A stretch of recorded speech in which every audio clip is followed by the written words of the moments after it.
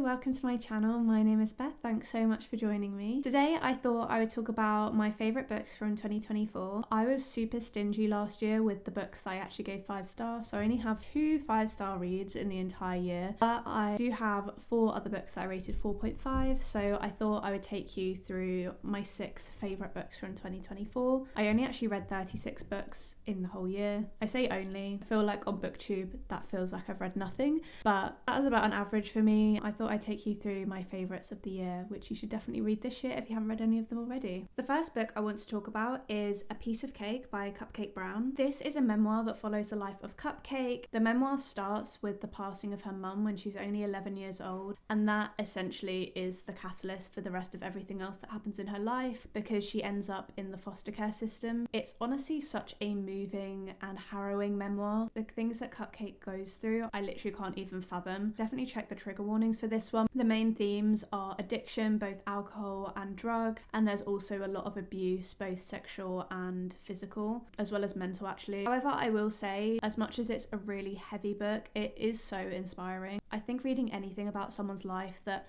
you just can't even slightly relate to makes you really be so grateful for your own life, and it makes you really understand the privilege that you have yourself. Even as I was reading it and I couldn't even believe that it was real because it felt just so much. What she went through was horrific, but it is really moving. I remember reading it thinking, I just wish there was an audiobook of this. I wish there was an audiobook where she read it herself, because even just by reading it I could really feel her voice coming off the pages, and I think that's so lovely when you read a memoir and you can really get a sense of voice from the person who it's about. As much as the book is really heavy and tackles some really dark themes, it's surprisingly entertaining and funny as well. I feel like she brings such a lightness and such a bluntness to the book. I just love her personality. You can't help but root for her, even when she's making all these awful decisions and she's just completely throwing her life away, it seems. You can't help but root for her because you want her to get better, and you know that the way she was set up in life just isn't fair, and you just want her to have the life that she deserves and succeed. I actually read this book with my book club, and it's the sort of book I never would have picked up. I don't hear anyone talking about it. If you don't mind a book that deals with really heavy topics but you want something that is super inspiring, I definitely would recommend this, because I still think about it now, and I read this at the start of last year, so it's literally been almost a year since I read it and I still think about it. You know when you're reading a fiction book and it feels so real, and then you remember that it's not real and you're kind of like, oh, I can't believe this didn't happen. You kind of get the opposite with this book, where you're reading it, everything that's happening is just so much that you're almost reading it thinking, this isn't real, right? This can't have happened. I'm currently reading actually Down the Drain by Julia Fox, and if you've read that book and you really liked it, I would definitely recommend reading this book, because they're kind of similar in the sense that there's just so much that happens and it's so fast paced. It's really upsetting, but it's really interesting, and it's kind of, you're fascinated by the life that they're living, but it's really sad that they're having to live that life, because at the end of the day it boils down to they just don't have the adult figures in their life to guide them, so they're going down these awful paths. It was one of my favourite books of the entire year, hence why it's in this video, and I literally don't hear anyone talking about it, so here's your recommendation. Do pick up this book. The next book I wanted to talk about was my first 5-star read of 2024, which was Carrie Soto is Back by Taylor Jenkins Reid. Carrie Soto is Back is about a retired tennis player who returns back to the game when she realises that her record number of Grand Slams is potentially going to be equalised by another female tennis player. You don't have to know anything about tennis to read this book. If anything, maybe if you knew more about tennis, I don't know if that would put you off, because I don't know how accurate it is. It's just really inspiring to see how she really goes through hell to get her body back into shape so that she can even compete, because initially everyone's saying, well, you're too old, there's no way you're going to win another Grand Slam when you can probably barely even compete at that level anymore. Love the character of Carrie. She's kind of a bit of an anti-hero in the sense of she's not an awful person, but she is very blunt and she's just so competitive. She's not the most likable in that sense, but a lot of sports people are super competitive and they're not always the nicest of people in real life, especially when it comes to their sport. So I did find that quite refreshing to have a character that was like that. You also get a lot of the relationship with her and her father, because her father ends up being her coach.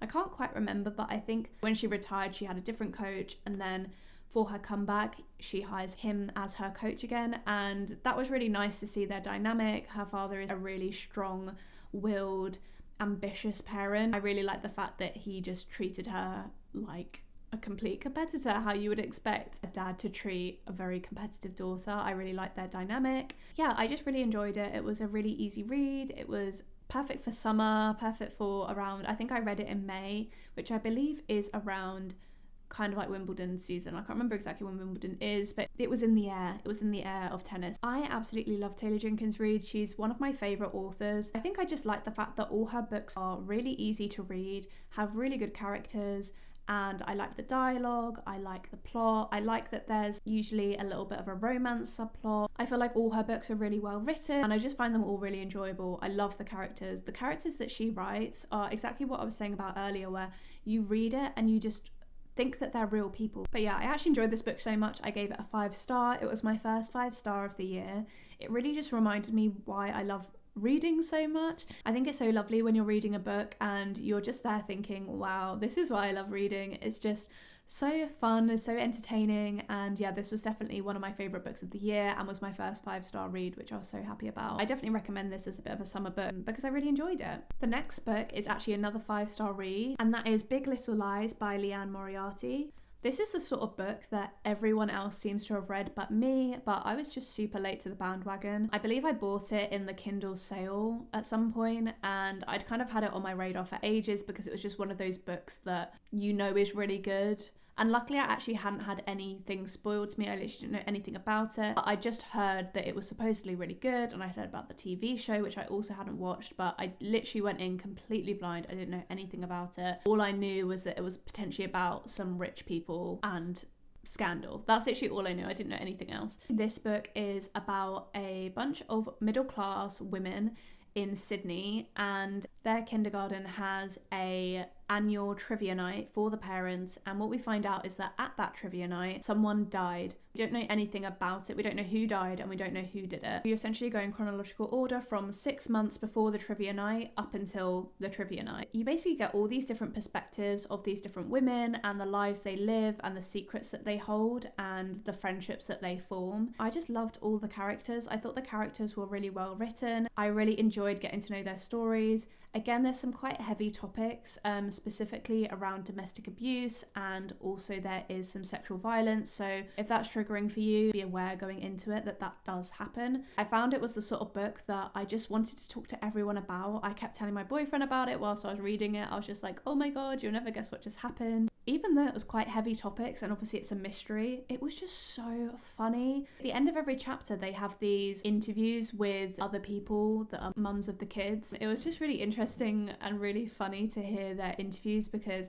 it's just so dumb. Like, there's so much of it that's just so silly. It is really entertaining even though it's quite a heavy topic. There were some scenes that I'd literally be like crying at. I'd be so emotional and really harrowed by, and then literally like 3 pages later I'd be laughing out loud because someone had just said something that was so out of touch and so dumb. I think for me, one of the main things I love is I just love entertainment when I'm reading, particularly with the 2 5-star reads of last year. I just was so entertained. Carrie Soto's back. I just found it so entertaining, and the same with this one, Big Little Lies. I just found it so entertaining to read, and for me that's the main reason why I read. So books that just have me hooked and have me wanting to know more and have me loving the character and have me laughing and having me just so submerged in the story, those are the books that are always going to be at the top of my list. But yeah, I really enjoyed it. If you haven't read it yet and if you know nothing about it, I definitely recommend reading it. I feel like it's the sort of book that everyone's read or everyone's watched the show, but if you have managed to avoid all of that like I had, I would really recommend it because I did just find it really interesting, really engaging, and surprisingly really entertaining, so I would recommend it. The next book I wanted to talk about is another 4.5-star read. That is Firefly Lane by Kristen Hanna. This is a book that follows 2 girls from the age of, I can't remember exactly when it starts, but maybe from the age of like 8 or something, all the way up until I think they're like in their 40s or something. It's basically about these 2 girls and how they're first introduced to each other and their backstories and how they live these completely different lives and have these different insecurities and these different worries and these different ambitions. They become friends quite early on in the book. Most of the book is about this friendship that they carry through decades. It was just lovely, to be honest. It's another book that just contains so much, in the sense of when I was reading Tomorrow and Tomorrow and Tomorrow, it kind of gives me those sorts of vibes of just one of those books where you feel like you're really following these characters over years, and so much happens and people are coming in and out of their lives and there's these subplots and all this stuff happening, and you're really just following these characters through their most formative years and through all these huge life events that happen. The characters are pretty likable. The two characters are called Kate and Tully, and I definitely say that Tully did wind me up quite a bit, but when you get her backstory at the start, it's kind of always in the back of your head when you're reading, and you're just like, she's winding me up, but I completely understand why she's doing what she's doing. I just wish she didn't do it. Kate was definitely my favourite. Kate is just such a comfort character. I absolutely adored her. I thought her character was just so interesting, and her whole character arc was really enjoyable to read. But yeah, it essentially follows these two girls through school, through college, and then through adulthood. And yeah, I just absolutely loved it. I think if you're looking for a very female focused book, especially a book that's focused on friendship and girlhood and everything that is so confusing and tumultuous, everything about a female friendship, I think you really enjoy this book. I definitely recommend it. I feel like every decade was done really well as well, because you kind of have like all the stuff that happens to them when they're teenagers. Some of it is really heavy, some of it is really upsetting, and then you have everything that happens to them in adulthood where it's still upsetting and it's still painful, but it's a completely different type of upset and pain because they're adults now. And it actually is a Netflix show, so I don't know how similar the two are, but if you haven't watched the Netflix show, I definitely recommend reading this first. If you have watched the show, I think there is some differences, so it's still maybe worth reading the book, but I personally loved the book. It is just a really well written and amazing book about these stories of these two women. The next book I wanted to talk about is another 4.5-star read, which is Notes on an Execution by Dania Kukafka. This book was a book that I really didn't know much about before going in. I've heard a couple of people talk about it, but I really didn't know anything about it, and I honestly hadn't heard a ton of buzz around it. I was really excited to just give it a go and see, because from what I'd heard, I thought I would really enjoy it. It's essentially about a man called Ansel, and he's on death row. And then there's also the perspectives of 3 different women in his life and how they perceived him and the experiences that they had with him over the last however many decades it's been leading up until this point. For instance, what will happen is you'll have the first chapter will be Ansel, and he talks to you in second person, which honestly took me a while to wrap my head around, but it was fine. Once I wrapped my head around it, it didn't really bother me. But warning, for the first few pages, if you're a bit like, what the hell is going on, it's fine, you'll get your head around it, it'll be fine. The whole book's not like that, it's just his chapters. He'll essentially talk to you in second person, so he'll be saying, you do this, you're thinking about this, you're doing that, and he's essentially talking about himself. And then the next chapter will then be from one of the perspectives of the 3 women. You have his mother, someone he was in the foster care system with, and the twin sister of his wife. And those are the 3 women. So you'll have an Ansel chapter, then his mother, then an Ansel chapter, then the girl from the foster care. They all tell stories that involve Ansel and involve him at different points in his life, different points in their lives, and their perspectives of him at that time. It was just so interesting. I feel like I'm not giving it justice the way I'm explaining it, but it was just so interesting. It's a kind of a mystery thriller. You're obviously really intrigued to find out what he's done to end up on death row and what's actually happened, and you kind of find more about his backstory and why he is the way that he is. You find out about the women in his life that he's interacted with, and it was just really interesting. I was completely gripped for the entire time, and I just found it really enjoyable. Definitely one of the better mystery thrillers that I read last year. I just really enjoyed it, and yeah, if you're looking for a kind of mystery thriller with all these different kind of female voices and female perspectives, I definitely recommend this one, because it was really refreshing to have all those characters and everything that they went through and how that all amalgamated into what ended up happening. I definitely recommend it. The final book I want to talk to you about today is my last 4.5-star read of last year, which is Beach Read by Emily Henry. Now, I love Emily Henry. I've actually only read 2 of her books. The other book I read was People We Meet on Vacation, which I also absolutely love. Don't know why I'm not reading more of her books. I actually do own a lot of them on my Kindle because they're always popping up in the 99p sales. So if you're looking to get into Emily Henry, 1, check your library, but 2, if you do have a Kindle, definitely check the 99p sales, because she's always popping up in there. So I've never had to actually buy one of her books for like full price. A lot of the time, especially in the summer, her books will sporadically be in the 99p sale, so do look out for them. This book follows January, who has recently had her dad pass away. In his passing, she is left with his old lake house. When her dad passes, it is revealed that he had a mistress whilst he was alive, and you find that very early on. So it's kind of interesting because it talks about her grief for her father, but also that she didn't feel like she actually knew him because she found this big reveal in the aftermath of his death. Because of the grief of losing her father, she's in a complete writing block. Her next book is due to be written, so she goes to the lake house with the intentions of clearing it out and also writing her next novel. When she gets to the lake house, she finds that she's got a neighbour next to her. They don't initially get off on the right foot, but it is quickly revealed that her next door neighbour is actually her old college rival. The main premise of the book is that her old college rival is also an author, and they kind of have a bit of back and forth saying, you could never write my genre, you could never write my genre. So basically what they decide to do is they challenge each other to each write in each other's genre. So she writes a very like dark literary fiction, and he has to write a romance, and that's where it goes. So if you've read any Emily Henry books, obviously she's a romance writer, so you can kind of tell where it's going, but it was just so fun. I really liked this book. I loved the characters, I loved the banter. I liked that it was a little bit of a slow burn with them. I never really like it when the spice scenes are super early on in the book. I like it when there feels like a little bit of a build up and it just feels a bit more organic, and I like the yearning and the pining and all of that sort of thing. So I really enjoyed it. Also, with every Emily Henry book, as much as they are romance, they also do have like these literary fiction elements.